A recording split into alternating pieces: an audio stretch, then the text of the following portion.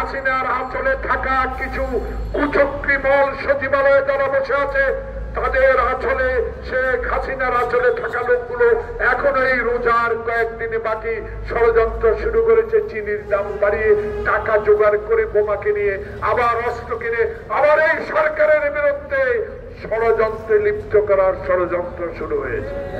উদার মতো নির্বাচন নয়, আমাদের বর্তমান প্রধান নির্বাচন কমিশনের অধীনে মৃত ব্যক্তির ভোট, দিনের ভোট, রাতে নয়, এমন একটি ভোট দিয়ে বাংলাদেশের জনপ্রতিনিধির ক্ষমতা হস্তান্তর করুন। দেখবেন দ্রব্য মূল্যের ঊর্ধ্বগতি বন্ধ হয়ে যাবে। কারণ এখন তো শেখ হাসিনা নাই, এখন তো শেখ হাসিনার প্রেতাত্মা আছে।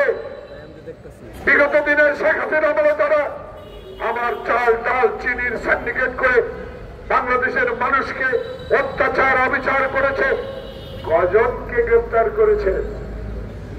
তাহলে এরা এখনো জীবিত, এরা এখনো হাসিনার আঁচলে থাকা কিছু কুচক্রীমল সচিবালয়ে যারা বসে আছে, তাদের আঁচলে শেখ হাসিনার আঁচলে থাকা লোকগুলো এখনো এই রোজার কয়েকদিনে বাকি ষড়যন্ত্র শুরু করেছে। চিনির দাম বাড়িয়ে টাকা জোগাড় করে বোমাকে নিয়ে আবার অস্ত্র কিনে আবার এই সরকারের বিরুদ্ধে ষড়যন্ত্রে লিপ্ত করার ষড়যন্ত্র শুরু হয়েছে।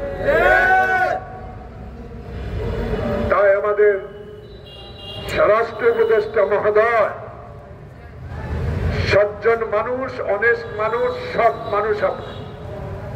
আপনি আমার মতো একজন মুক্তিযোদ্ধা, আমি আশা করি আপনি রোজার আর কয়েকদিন বাকি, দ্রব্যমূল্যের ঊর্ধ্বগতি রোধ করা কোনো বিষয় না। উৎপাদকের স্থানে আজকে তারা উৎপাদন করে গুঁড়ি করে আজকে তারা ফেলে দিচ্ছে মালামাল, আনার সুযোগ নাই। চাঁদাবাজি এখনো চলছে। তাই এসপি ডিসিদেরকে নির্দেশ দেন, যারা উৎপাদকের মূল্য ঢাকা আনতে দেয় না, চট্টগ্রাম, খুলনা, রাজশাহীতে যেতে দেয় না, তারা কেন আনতে পারে না এই বিষয় বের করে রোজার মধ্যে আমার গরিব বাংলাদেশের মানুষদেরকে অন্তত রোজা থাকার ব্যবস্থা করে দেন, যাতে শান্তিতে রোজার মাসটা কাটাতে পারে।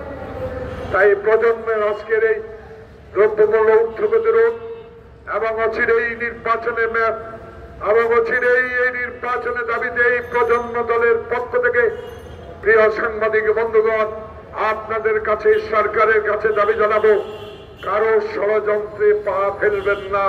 কারো ষড়যন্ত্রের কথা কানে আর শোনা দরকার নাই। একটি কথাই শুনবেন, নির্বাচন, নির্বাচন। এই নির্বাচনের মধ্য দিয়ে বাংলাদেশের জনপ্রতিনিধি আসবে, আর বাংলাদেশে শেখ হাসিনার শাসন কখনো আসবে না। কারণ মুক্ত খবরের রক্তের প্রতি আমরা কখনো বিশ্বাসঘাতকতা করব না। সবাইকে ধন্যবাদ। আসসালামু আলাইকুম।